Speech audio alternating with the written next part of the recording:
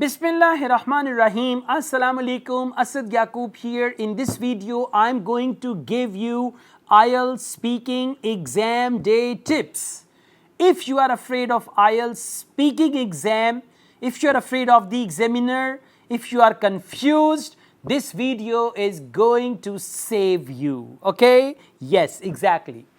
Well guys, let me tell you, the venue for your Ielts speaking test is different from the venue of your listening, reading, writing if it is paper delivered Ielts. And if it is computer delivered, then at the same venue they conduct your speaking test as well. Let me tell you, Ielts speaking test is conducted in two different ways. One is physically with examiner, and second is on computer, speaking on computer. And on computer there will be a remote examiner sitting somewhere in the world, and that examiner will be conducting your Ielts speaking test. Okay, I'll tell you about both. How to pass, how to behave with the examiner, how to get good bench score, so you will get to know about each and everything. The first and most important thing is you need to see if they give you an option to appear in on computer speaking test or physical speaking test, then you should opt for physical speaking test. In your physical speaking test, there will be examiners from your own country, right? It's more likely that you get the examiner from your own country. And if you take computer speaking test or speaking test on computer, then the examiners can be from any country of the world, native or non-native, right? Because examiners are non-native as well, they cannot have so many native speakers. So there are native and non-native examiners for speaking. Now, let me tell you, if it is physical speaking test, you need to arrive at your test center almost 15 to 20 minutes or maximum 30 minutes before time. Why? Because when you come to a new environment, it takes some time to be familiar with that environment. The newness of the test center, speaking test center, may cause some anxiety, or it may cause some sort of feeling of nervousness and all that. So if you arrive early and you see how people are coming and going and how the things are, you can absorb all those things and you can be more confident. The first thing. Second, when you go for your speaking test, if it is physical speaking test and you got a fast heartbeat, right, or you feel like you are sweating, or your throat is dry or anything like that, you may ask the examiner or the invigilator that, can you give me 2 minutes please, right? And they will give you time. I mean, if you are nervous, if your heartbeat is fast, if you are out of breath, sometimes their speaking examiner's cabin is upstairs and you have to climb the stairs, and then immediately you go in, and it's natural when you climb the stairs, you may go out of breath, right? So if you are out of breath and they start your speaking test, you cannot perform well. So you need to see all these physical conditions, because physical conditions will lead you to good performance. The good physical conditions will lead to good performance in your Ielts speaking test. So once everything is all right, tell the examiner to start the test. Examiner will just see, my name is this, candidate name is this, candidate number is this, it's 10th July, this is the date and all that stuff, okay? By the way, let me tell you, I'm visiting Nepal very soon. So if you are from Nepal and you're watching this video in the month of July, you may contact me. I'll tell you when I'm coming there, right? Okay, so once they start the test, the first question is, do you work or study? Answer this question wisely, because the next questions of the examiner depend on your answer. If you say, I'm a student, they will ask you the questions which are appropriate for the students. If you tell the examiner that you are a stay-at-home lady, you are a homemaker, okay? Don't say housewife, wife of the house. No, homemaker, stay-at-home lady, that's important, okay? So otherwise, if you are a professional, tell them that I'm a professional, at the moment I am doing a job in a bank or whatever you do. After that, examiner is going to pick a topic, and examiner will ask you 5 questions 4, 5, 6 questions on that topic. Now, how to answer? Listen to each question carefully. Answer the question directly. Focus WH question of the answer. Focus helping verb of the answer. Focus main verb of the answer. And then see what is the tense of the question, because the tense of the question should be the tense of your answer. You may use this 3-step formula to answer any question in IELTS speaking, part 1 and part 3. Step 1, give a direct answer. What's your favorite color? I love green color very much, right? Do you like fast food? No, I don't like fast food at all. I think it is quite unhealthy. Direct answer. Step 2, elaborate your answer. Give reasons. If you don't like fast food, tell the examiner why not. If your favorite color is red, tell the examiner why red is your favorite color. Elaborate your answer in 3 to 4 sentences. And finally, conclude your answer. That is why red is my favorite color.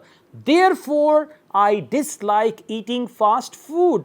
So this 3-step formula can help you achieve 7, 8 or 9 band if your English is good. If your grammar, because they check 4 things in your speaking. Number 1, they check your fluency. Number 2, they check your pronunciation. Number 3, they check your grammar, sentence structure. And number 4, they check your vocabulary. So try to use a variety of words in your answer. Okay? Now, once your speaking part 1 is over, examiner may ask you 5 to 10 questions on one topic or 2 topics or 10 different topics. Don't worry, answer every question. Sometimes examiner is not interested to listen to you. Sometimes examiner feels bored, right? Examiner may yawn at your face. Take it easy, and there will be that recording device there. Okay, if examiner is not giving good feedback, non-verbal feedback, you can directly talk to the device which is on the table. Ignore the examiner, because they will give you bench score on what you speak, right? Don't worry if examiner is not interested. Examiner will give you accurate bench score, okay? Yeah, examiner is human being as well, right? So once your speaking part 1 is over, examiner will say we now move on to speaking part 2, and examiner is going to give you a piece of paper and pen to write down your ideas. Then there will be a cue card. It will be printed in the middle, okay? And you will have 1 minute time to read the topic, write down some notes. Now read the topic wisely and decide immediately whatever you're going to speak about. Then you need to make an outline, and make a good outline for each cue of the topic, of the cue card. You need to write at least 2 bullets, okay? And then one by one, you can speak on those bullet points. And at the time of speaking, cue card will be in front of you on the table. And the notes that you make, they will be in front of you on the table. You can consult the cue card. You can consult the, notes, and you can speak. There is no marking criteria of body language, no marking criteria of eye contact or anything like that. But you need to speak with good intonation. As I told you, 4 marking criteria, so they are only going to check that, right? Once your speaking part 2 is over, examiner will take pen and paper back from you, and then there is speaking part 3, which is called follow-up questions. In this part, examiner is going to ask you some more questions which are related to your cue card. Now, how to answer speaking part 3 questions? There are 4 categories in which they may ask you questions. Number 1, they will ask you questions about advantages or disadvantages. What are the benefits of going to a foreign country? What are the drawbacks of going to a foreign country? Anything like that. That is the first category, advantages, disadvantages. The second category, opinion-based questions. Do you think, do you believe, in your point of view, in your opinion, or anything like that? That's the second category for speaking part 3. The third category is comparison. They will ask you some comparative questions where they will compare past with present, present with future, or 2 things which are related to present tense. So you should know some comparative structures. For all these categories, you should know at least 2 to 3 structures to communicate effectively, right? And then they will ask you questions on prediction. what will happen after 10 years, after 20 years, after 30 years. So you should learn some phrases. You can use artificial intelligence, Google or whatever you want to use, and you can learn 4 to 5 phrases for each of these categories so that you could express yourself confidently in speaking part 3. In speaking part 3, they actually check your advanced English. They ask you questions where advanced language structures like opinion, advantages, disadvantages, comparison, these things are involved to check your advanced level English. So if you answer well in part 3, you may achieve 7, 8 or even 9 band. Okay. Once your speaking test is over, you can just say thank you so much to the examiner, but there is no marking criteria for that, right? And then you can leave the room and wait for the result. Do not ask the examiner about your band score. Do not ask the examiner how was my speaking test, okay? Do not ask the examiner that, madam, did you pass me, or am I passed or failed, or something like that, right? So don't ask anything, just leave the room and wait for the result positively, okay? Thank you so very much, guys. Don't worry, don't be afraid. If you are not confident, go for your speaking test with someone.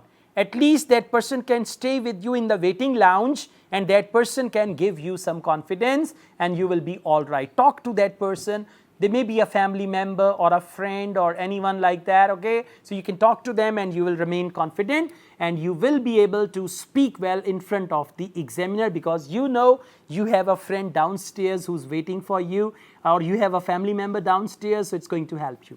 All the best, guys. Thank you so much. I also teach IELTS online all over the world and in campus in Lahore. If you wish to be the part of my online or in campus IELTS classes, my WhatsApp number is given. You can contact me for that. Asad Yaqub wholeheartedly wishes you best of luck. Take care. Allah Hafiz.